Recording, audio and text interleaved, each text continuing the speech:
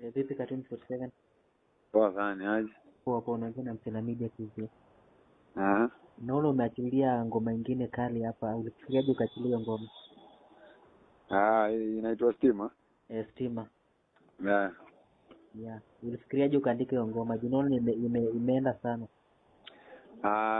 Ni nyimbo tu ina motivate wasee, yani ni tuseme kitu ni kama kupea, tunajua Steam ni morali, kutia mtu morali, yani anything you going through isikupatie, yani sikunyime nafasi ya wewe kwa wewe ama kutia bidii mpaka. Yeah. Hapo kuna hii ngoma uliachilia ilikuwa last month, She's My Woman. Unaweza niguzie kidogo kama kitu kidogo tu. Unaweza niambia kwa kiasi hizo tu kwa. She's my woman. Naringa naye, she's my woman. Ya mimi na smile killer. Yeah. Hiyo ngoma naona ili trend sana.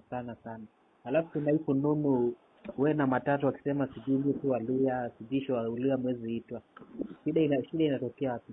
Shida inatokea kwa kazi zetu. Unajua kazi ambazo nazifanya kazi za international, kazi ambazo ni za juu. So wanaosema kwamba sisi Waluya ni watu ambao hizi meet qualities za kazi zetu. So wanaaminia kwamba Waluya wana kazi kiwango fulani, yani level fulani. Kipita hapo uone kama Mluya sasa. Nimeona hapa kuna hii bit Waluya keka event. Watu wakuje wa support Waluya. Lakini wajalio keka event unapata wajalio wenzako wana support. Shida inaweza kuwa gani hapa? Mtu anafanya kitu kwa upendo wake, so huwezi kufanya kitu kwa sababu watu wengine wanafanyanga. Kwa sababu watu wajaliwa wanaendanga event, so unajua utegemea tu utaweka Waluya wakuje pia event. Unapata.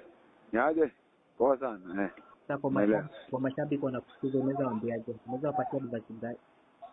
Mimi naweza waambia tu watu support, kazi zipo nyingi, sina hata wa disappoint. Mali ambao wanaona tunafaa kujiongeza, watuambie tu ndio tutakuwa poa. Shukrani kuongea nawe sana. Tupatane next time.